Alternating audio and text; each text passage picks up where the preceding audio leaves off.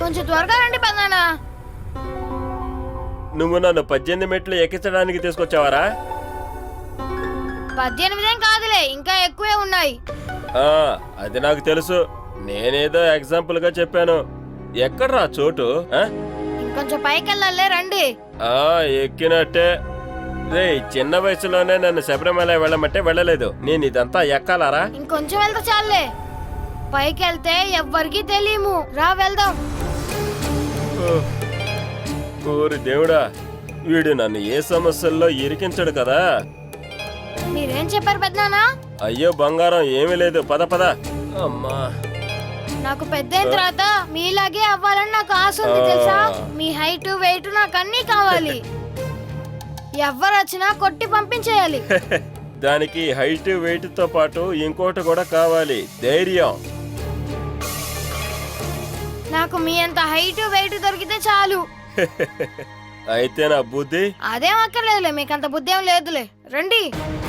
ఈ చిన్న పిల్లాడికి కూడా అది అర్థమయ్యింది. త్వరగా రండి పెద్దనాన్న. అరే, నేను వస్తూనే ఉన్నానరా. డే, ఇంతకు ముందులా నేను ఈ స్టెప్స్ ఎక్కలేకపోతున్నా.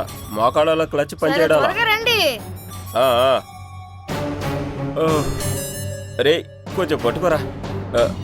పదరా పదరా. రండి పెద్దనాన్న. అయ్యోయ్యో, నేను ఇన్ని మెట్లోకి వచ్చానారా? పద పద పద పద.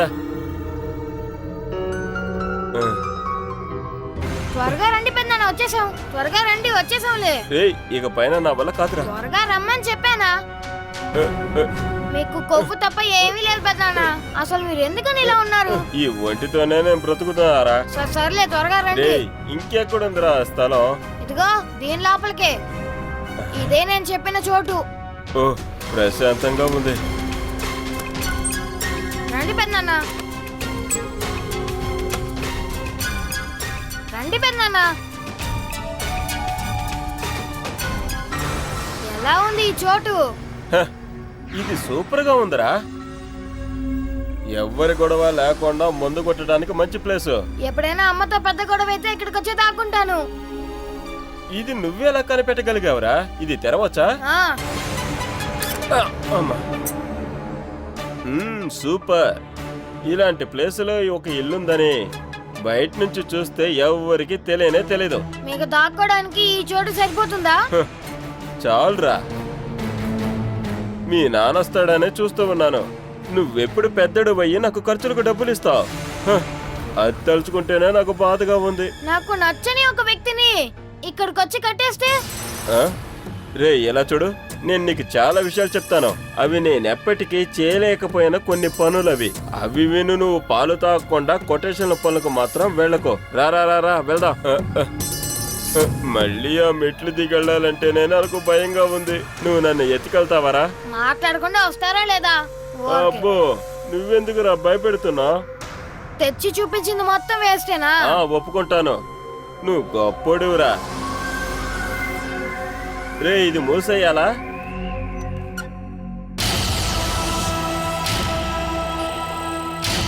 అయితే ఏమి చెయ్యక్కర్లేదా? ఇలా చూడరా, నువ్వు దేవుడికి భయపడి ఎటువంటి తప్పులు కూడా చేయకు. ఆఖరిగా నీకు బదులుగా నేను జైలుకి వెళ్లాల్సి ఉంటుంది. ఇది ఎన్నో ఏళ్లుగా మనుషులు లేకుండా ఉన్నటువంటి ఇల్లు. ఇక్కడ దెయ్యాలు కూడా ఉంటాయి. నువ్వు ఒంటరిగా ఇక్కడికి రాకు. దెయ్యాలు నీ రక్తాన్ని కూడా తాగుతాయి. చెప్పండి. దెయ్యం అంటే అది రక్త పిశాచిరా. ఇలా తిరిగే పిల్లలందరి రక్తాన్ని అది తాగేస్తుంది. అందువల్ల ఇలా రాకూడదు. రారా. ఇలా సమస్య వస్తుందని తెలిస్తే నేను నీతో వచ్చేవాడే కాదు. అయ్యో, నాకిప్పుడే కాళ్ళు నొప్పొస్తున్నాయే. ఇక్కడి నుంచి వెళ్ళగానే అనేలతో కాళ్ళు నొక్కించుకోవాలి. రారా.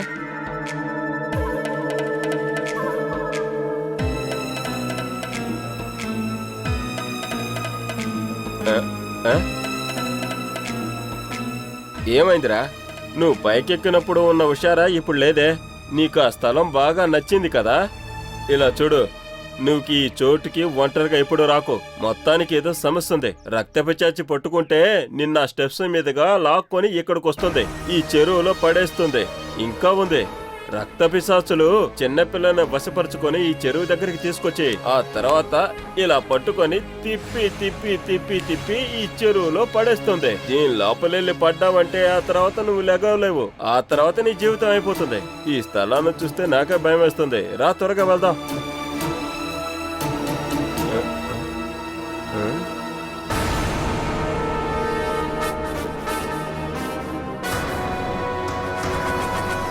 ఏం చూపురా ఇది? ఒకవేళ ఆ రక్త పిశాచు నువ్వేనా?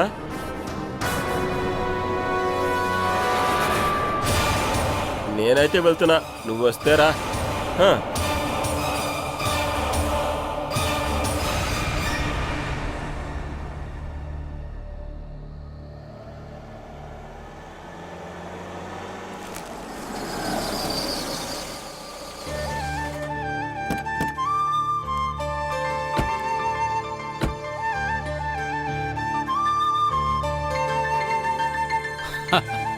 రండి కూర్చోండి. పిల్లల్ని తీసుకురాలేదా? వాళ్ళకి స్కూల్ ఉంది నాన్న. ఓహో, స్కూల్ ఒకటి ఉంది మీరు కదా. పంపకు వెళ్ళలేదా నాన్న? పొద్దున్నే లేచినప్పుడు కొంచెం నీరసంగా ఉండింది, మళ్ళీ పడుకున్నాను. ఇప్పుడే లెగిసి పేపర్ చదువుతున్నా. హాస్పిటల్కి వెళ్ళాలా? ఆ, అంత అవసరం లేదులే, వయసు పెరుగుతుంది కదా, అందుకే కొంచెం నీరసం. మీరు ముంబైకి వెళ్ళబోతున్నారని సూరజ్ నాతో చెప్పాడే. నాకు డీలర్స్ మీటింగ్ ఉంది, 3 కంపెనీ వాళ్ళది. కాస్త డేట్లు అడ్జస్ట్ చేసుకుని వెళ్తానని చెప్పాను. సూపర్ మార్కెట్ విషయంలో మీరు కొంచెం జాగ్రత్తగా ఉండాలి. నాకిప్పుడే చూసుకోవడానికి చాలా ఉన్నాయని మీకు తెలుసు కదా మావయ్య. సూరజ్కి ఒక్కొక్క దాని మీద ఒక్కొక్కప్పుడు ఇంట్రెస్ట్, అదే నా కంగారంతా. సూపర్ మార్కెట్ బిజినెస్లో మీరు కూడా చూసుకుంటున్నారు కాబట్టే వాడికి ఇంట్రెస్ట్ ఉంది, అదే ఇప్పుడు చేస్తున్నాడు. బిల్డింగ్ కన్స్ట్రక్షన్ విషయాలు ఇంజనీర్స్ కంపెనీతో మాట్లాడి నేను రెడీ చేస్తాను. ఈసారి పని అయిపోతుంది. ఈ సైట్కి సంబంధించి నేను ఒక పెద్దగా ఇన్వెస్ట్మెంట్ చేశాను. సూరజ్ దాన్ని మధ్యలోనే వదిలి వెళ్ళిపోతే అది పెద్ద సమస్య. ఆల్రెడీ 2 కోట్ల రూపాయలకి ఆడిటింగ్ ఉంది. అదీ కాక ఫైనాన్స్లో నేను ఒక 50 లక్షల రూపాయలు తీసుకొనే ఈ స్థలం నేను కొన్నాను. మీరు టెన్షన్ అవ్వకండి, నేను సమయాన్ని కేటాయించి సూపర్ మార్కెట్ మొదలుపెట్టేంత వరకు సూరజ్కి సాయం చేస్తాను. ఒక అవసరం వస్తే మీరు సహాయం చేస్తారనే ఆ నమ్మకంతోనే నేనున్నాను. అలాగే ఇంకో విషయం మాట్లాడడానికి నేనిక్కడికి వచ్చాను. ఏంటది? మన ఫినాన్స్లో ఒకరిని ఉద్యోగంలో పెట్టుకుందామని. దానికి అక్కడ వేకెన్సీ ఉండాలిగా. నాకు కావాల్సిన వ్యక్తి. ఈ విషయం గురించే కదా ప్రీతి శారదాకి చెప్పింది. అవును, నేను చెప్పిన వ్యక్తి ఇక్కడ దగ్గరలోనే ఉన్నారు. ఫినాన్స్ అయితే వచ్చి వెళ్ళడానికి ఈజీగా ఉంటుంది కదా. అక్కడున్న విషయాలన్నీ జైకుమార్ కరెక్ట్గా చూసుకుంటున్నాడు కాబట్టి నేను అస్సలు అక్కడికి వెళ్ళట్లేదు. తర్వాత సూరజ్ ఇందులో అంతా తలదూర్చడు. అక్కడ ఒక అతనికి వేకెన్సీ ఉందంటే నేను ఫోన్ చేసి చెప్తాను. అది చాలు. ఇప్పుడు నేను ఒక విషయం మీకు చెప్పొచ్చా? సూరజ్కి పెళ్లి చేసి పెట్టే విషయం. ఎలాగో మీరు ఖచ్చితంగా 1 వీక్ బొంబాయిలో ఉంటారు. ఆ లోపల వాడితో ఎలాగైనా ఒప్పించి మీరు ఈ నిర్ణయం తీసుకోండి. వాడికి ఒక పెళ్లి చేస్తే వాడి మనసు అటూ ఇటూ ఊగిసలాడకుండా ఉంటుంది. వాడు ఏదో ఒక దాని మీద గట్టిగా ఉంటాడు. నేను అమ్మ ఈ విషయాన్ని ఎన్నిసార్లు చెప్పాం. ఇక మీదట ఈ విషయం గురించి మాట్లాడితే ఇంట్లోకి రావద్దని సూరజన్య స్ట్రిక్ట్ గా చెప్పారు. నువ్వు చెప్పినట్టు కాదమ్మా, అల్లుడు గారు మాట్లాడితే వెంటనే వాడు పెళ్ళొద్దని చెప్పలేడు. నేను ట్రై చేస్తాను. బలవంతం చేస్తున్నావని తనకి అనిపించకూడదు కదా. పెళ్లి మాట ఎత్తితేనే వాడికి కోపం వస్తుంది.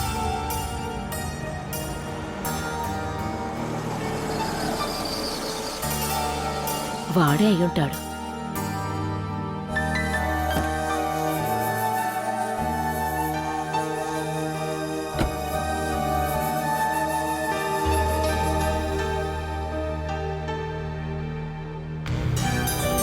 కార్ని చూసి తను మాత్రమే వచ్చింది అనుకున్నా. ఇలా వచ్చి కనిపించకపోతే నేనున్న సంగతి మర్చిపోతాను. అది మంచి విషయమే. మీరు కరెక్ట్ టైంకే వచ్చారా నాన్న? రావడం కాదు, అసలు వెళ్ళనే లేదు. అన్నిటికీ పరిగెట్టడానికి ఆయనొక్కడేగా ఉంది. ఎన్నని చేస్తారు? నాన్న వయసు పెరిగిపోతుందని పిల్లలు కూడా అనుకోవాలి కదా. నేనొక మెయిల్ పంపించాలి, నీతో ఒక విషయం మాట్లాడాలి. తప్పించుకుంటున్నాడు చూసావా? నాన్నకి సాయం చేయమన్నా పెళ్లి చేసుకోమన్నా ఎప్పుడూ ఇలాగే చేస్తూ ఉంటాడు. మీరు టెన్షన్ అవ్వకండి అత్తయ్య. ముంబై నుంచి తిరిగి వచ్చేసరికి ఈ 2 విషయాల్లోనూ నిర్ణయం తీసుకోమని తనకి నేను నచ్చ చెప్తాను. ఏంటి చాలా?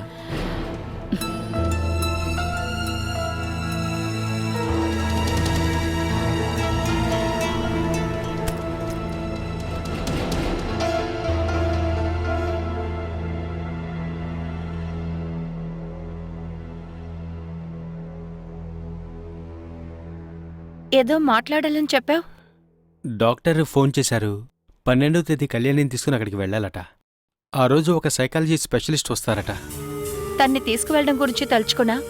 ముంబైకి వెళ్తే 18వ తేదీలోగా తిరిగి రావడం అస్సలు వీలు కాదు. దాని గురించి నువ్వు టెన్షన్ పడకు. కళ్యాణిని నేను డాక్టర్ దగ్గరికి తీసుకువెళ్తా.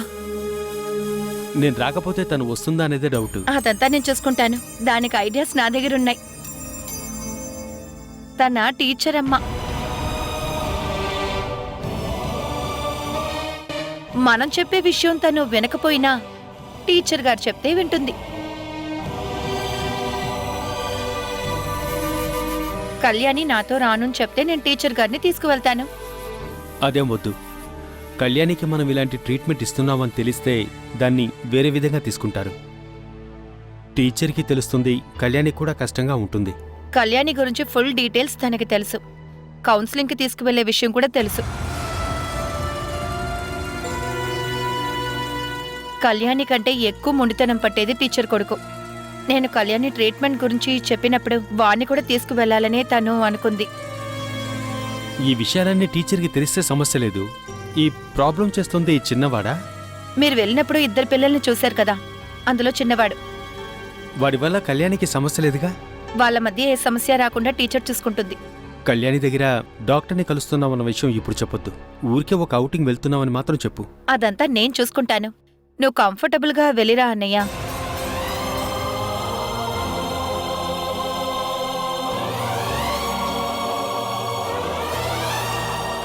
ఓ సార్, నేను ఈ ఊరు వదిలిపెట్టి ఎక్కడికి వెళ్ళను. నేను నీకు డబ్బులు ఇవ్వలేకపోతే 5 సెంట్ల స్థలాన్ని మీ పేరు మీద రాస్తాను. ఏయ్ సార్, నేను అక్కడికి వస్తాను. అప్పుడే నేను వివరంగా నీతో చెప్పగలను. ఓకే. మీకు సొంతంగా 5 సెంట్ల స్థలం కూడా లేదు. మహారాజులాగా దాన ధర్మాలు చేయబోతున్నారా? ఇలా చూడు, నోట్లో ఉన్న నాలుకతో మనం ఏదైనా చెప్పొచ్చు కదా. అదే కదా మన ఆస్తి. మనకు కాదు, మీకేనండి. ఒప్పుకుంటాను, నాకే. ఎవరికి 5 సెంట్ల స్థలం రాసిస్తానని చెప్తున్నారు? ఇదంతా కేసు వేరే. ఇలా చూడండి, సుమేష్ ఈ స్థలాన్ని మొత్తం అమ్మేయాలని చూస్తున్నాడు. నీతో ఎవరన్నారు? ఆశా సుమేష్ మాట్లాడుకోవడం నాకు కొంచెం చెవికి వినపడింది. అయ్యో ఛా, పక్కన వాళ్ళు మాట్లాడుకుంటూ ఉంటే అలా వినడం చాలా తప్పు కదే. మనకు రావాల్సిన స్థలం గురించి మాట్లాడుతున్నారు కాబట్టి నేను అయినా విన్నాను. కూడా అది తప్పుడు విషయమే. మాట్లాడుకునేటప్పుడు స్థలం గురించి కాకుండా ఇంకేమైనా మాట్లాడుకున్నారా? దాంకొని వినడం తప్పుడు స్వభావం అని నేను వచ్చేసానండి. ఓ అదేం కాదు, అమ్మా నాన్న భాగం గురించి వాళ్ళు ఏమైనా మాట్లాడారా అని. మనం జీవించడానికి ఒక ఇల్లు ఉండాలని, 5 సెంట్ల స్థలమైనా ఉండాలని నేను కోరుకుంటున్నానండి. స్థలం తీసుకొని మనం ఏం చేస్తాం? ఇల్లు కట్టడానికి డబ్బుందా? ముందు 5 సెంట్ల స్థలాన్ని కొనండి. అప్పుడు పంచాయతీ పెట్టే ఇంకేదో ఒక దారిలో ఇల్లు అమ్మడానికి చూద్దాం. ఈ కాంట్రాక్టర్ సతీష్ గవర్నమెంట్ కట్టించిన ఇంట్లో ఉండాలా? నీకు సిగ్గుగా లేదంటే ఇలా మాట్లాడడానికి? ఇలా చూడండి, ఇక మేట ఇలా కూడా ఆలోచించే అవకాశం ఉండదు. స్థలం దొరికితే మనం ఎలాగైనా ఇల్లు కట్టుకుందామండి. అది ఏంటంటే ఎలా పడితే అలా కడితే కుదరదు. ఈ ఇల్లు కట్టేటప్పుడే నేను ఒక ప్లాన్ చేసుకుని ఉన్నాను, కానీ అంతా వేణి చేశాడు కాబట్టి నా ప్లాన్ ఏమీ సెట్ అవ్వలేదు. అందుకని ఈ ఇల్లు పడేయకుండా ఇలాగే ఉంది. లేదంటే పోయినసారి వచ్చిన సునామీకి ఇల్లే కొట్టుకుపోయేది. మరి అదే లేదు. ఇలా చూడు, కట్టుకున్న భర్త యొక్క గొప్పల్ని ఒప్పుకోవడానికి, తన్ని ఎంకరేజ్ చేయడానికి వారికి కావలసింది అదే. సరే, నేను ఒప్పుకుంటాను, ఎంకరేజ్ కూడా చేస్తాను. అలాంటి ఒక టాలెంట్ ఏముందో చెప్పండి. చెప్పండి. అలా సడన్ గా అడిగితే ఎంతో ప్రతిభ ఉన్నవాళ్ళు ఒక ప్రతిభ చెప్పమంటే ఏదైనా చెప్పగలరా? మీకు ఒకే ఒక టాలెంటే ఉంది. భయంకరమైన పాప అది అని చెప్పి సొంత భార్యనే మోసం చేసి 3 పూట్ల తినే టాలెంట్ ఉంది మీకు. నేను నిన్నెప్పుడు మోసం చేశాను? భర్త చేయాల్సిన బాధ్యతలన్నీ వదిలేసి ఊరంతా తిరగడం తప్పే కదా. నాకేమీ తెలియదనే కదా మీరు నన్ను మోసం చేస్తున్నారు. నాకు అన్నీ తెలుసు. ఏం మాట్లాడకుండా ఉన్నానంటే మీరంటే నాకు ఇష్టం, అందుకని. అంతేకాని నాకు తెలియకుండా ఏం లేదు. ఏమే నా ముద్దుల పెళ్ళమా, కావాలంటే చూడు, ఈ రోజు నుంచి ఒక బాధ్యత గల భర్తలా ఉంటాను. దాని సంతోషాన్ని నువ్వు త్వరలోనే తప్పకుండా అనుభవిస్తావు. ఇలా చూడండి, ఏదైనా పని వెతుక్కోండి. మొదలు పెట్టింది పని అనేది రెండో విషయమే. లేదు, అదే మొదటి విషయం. ఇలా చూడండి, నేను పనిచేస్తున్న ఆఫీసులో ఒక సెక్యూరిటీ స్టాఫ్ వేకెన్సీ ఉంది. మీ గురించి ఆఫీసులో చెప్పనా? అనిలా, ఇదే నీ సమస్య అంతా. నేను కొంచెం ప్రేమగా మాట్లాడితే నన్ను సెక్యూరిటీ గార్డ్ చేయాలనుకుంటున్నావు. ఈ కాంట్రాక్టర్ సతీష్ ఇలా గురించి చూడండి, ఇక మీద మీరు ఇలా మాట్లాడకండి, ఓకేనా? ఇక మన ఇద్దరి మధ్య గొడవలు నేను వస్తాయి. ఇక పైన మాట్లాడను చాలా. ఇలా చూడనేలా నేను కొన్ని ప్లాన్లు వేసుకొని పెట్టుకున్నాను. అది గాని వర్కౌట్ అయిందంటే మనకు మంచి రోజులు వస్తాయి. మన లెవెలే మారిపోతుంది. లక్ష్మీదేవి మనల్ని వెతుక్కుంటూ బండెక్కి మరీ వస్తుంది. వస్తుంది వస్తుంది. అయ్యో, లక్ష్మీదేవికి బదులుగా నల్ల బండిలో ఎముడొచ్చాడు.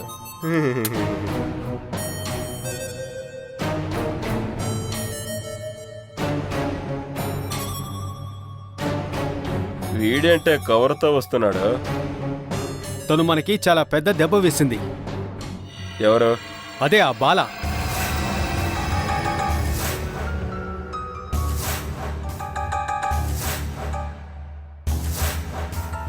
తనిక్కడి నుంచి అమ్మని తీసుకు వెళ్ళేటప్పుడే ఏదో ప్లాన్ ఉందని నేను అనుకున్నాను. కానీ ఇంత పెద్ద దెబ్బేస్తుందని అనుకోలేదు. ఏమైందిరా? కోర్టు నుంచి ఇంజెక్ట్ ఆర్డర్. ఏంట్రా అది? ఈ ఇల్లు స్థలము ఇంకో ఆర్డర్ వచ్చేంత వరకు అమ్మకూడదు అనే స్టే ఆర్డర్.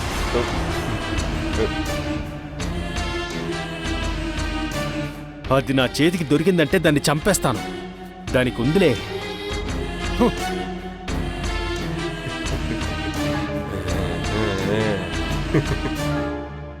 ఏమండి?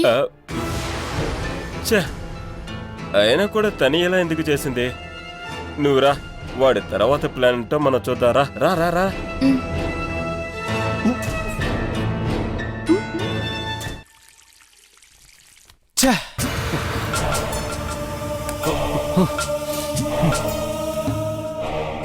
ఏమైందండి?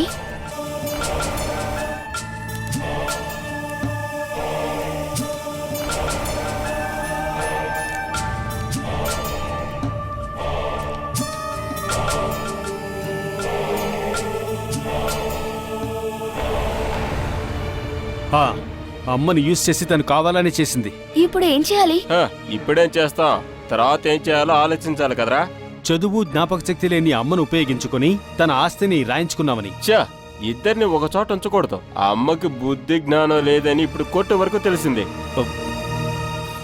ఇంత క్లియర్గా పాయింట్ చెప్తుంది అంటే వేరే ఎవరో నీచుడు ఇందులో ఉన్నాడు.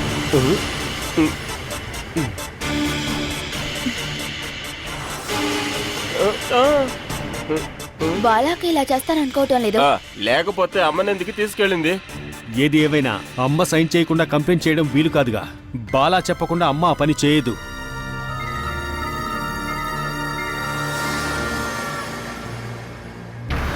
మీరు వెళ్ళి అత్తయ్యని కలవండి. దానికంత అవసరం లేదు. అలా వెళ్ళావంటే తన ముందు నువ్వు ఓడిపోయినట్టేరా. చట్టాన్ని చట్ట ప్రకారమే ఎదుర్కోవాలి. తనిప్పుడు చేసింది భయంకరమైన ప్లాన్. తెలివిగా ఇక్కడి నుంచి అమ్మను తీసుకువెళ్ళింది. ఇప్పుడు ఇదిగో అమ్మను ఉపయోగించుకుని ఇంకో ప్లాన్.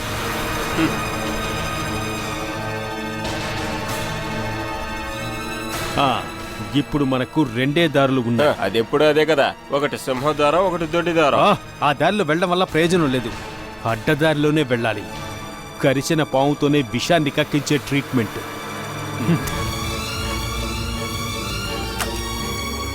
తర్వాత అమ్మగాని కేసు గెలిచిందంటే నువ్వు సుమేష్ ఇక్కడి నుంచి పరిగెత్తాల్సి ఉంటుంది. కానీ అది తలుచుకుని నువ్వు భయపడక్కర్లేదు. తనకు కరిచిన పాముతోనే విషయం కక్కించే వైద్యం తెలుసు కాబట్టి ఎలాగైనా సరే బ్రతకొచ్చు. త్వరలోనే అద్దింటికెళ్లే యోగం ఉందని నాకెందుకో అనిపిస్తోంది.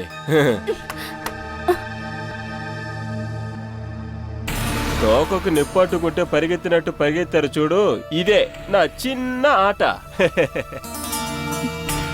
దీంతో వాడు తగ్గాలి, లేదంటే నేను తగ్గిస్తాను.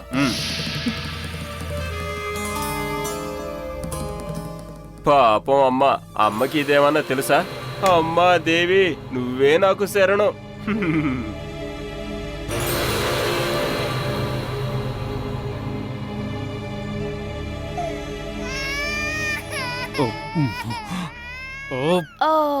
ఎందుకే పాపనల్ని ఏడిపిస్తున్నావు? ఎడమన్నాను. ఇదిగోండి, మీరే చూసుకోండి. చూడండి. పాపం తీసుకో. ఏంటి? ఇదిగో తీసుకో. నన్ను రెచ్చగొట్టుకో ఆశ. పాపం తీసుకుని బయటికి వెళ్ళి నుంచో. ఇప్పుడు ఏదైనా నా వల్లేనా ఇదంతా అసలు జరిగింది? ఓ, ఇక ఏం దారుందో ఆలోచించాలి. అది వదిలేసి నా దగ్గర పాప దగ్గర కోప్పడితే సరవుతుందా ఏంటి? ఈ ఇంటిని స్థలాన్ని వేరే వారి మీద రాసినట్టుగా మనం రికార్డ్ క్రియేట్ చేసి ఇక్కడే హోటల్ రిసార్ట్ స్టార్ట్ చేసేలాగా ఏర్పాట్లన్నీ పూర్తి చేసి ఉంచాను. అప్పుడే ఇలాంటి ఒక సమస్య. మనం ఒక పని చేద్దాం, ఇది మనం నాన్న పేరుకి మార్చేద్దాం. అయితే మన దగ్గర ఎలాంటి గొడవ చేయరు కదా. అలా ఏమీ చేయకూడదనే కదా కోర్టులోంచి ఇప్పుడు ఆర్డర్ వచ్చింది. ఇక పైన ఏమీ జరగదు. ఇది ఇప్పుడు సతీష్ బాబు కూడా కలిసే చేస్తున్నారని నాకు అనిపిస్తుంది. హేయ్, ఆ రేంజ్కి తనకేమాత్రం బుద్ధి లేదు. ఇది ఖచ్చితంగా బాలా ప్లాన్.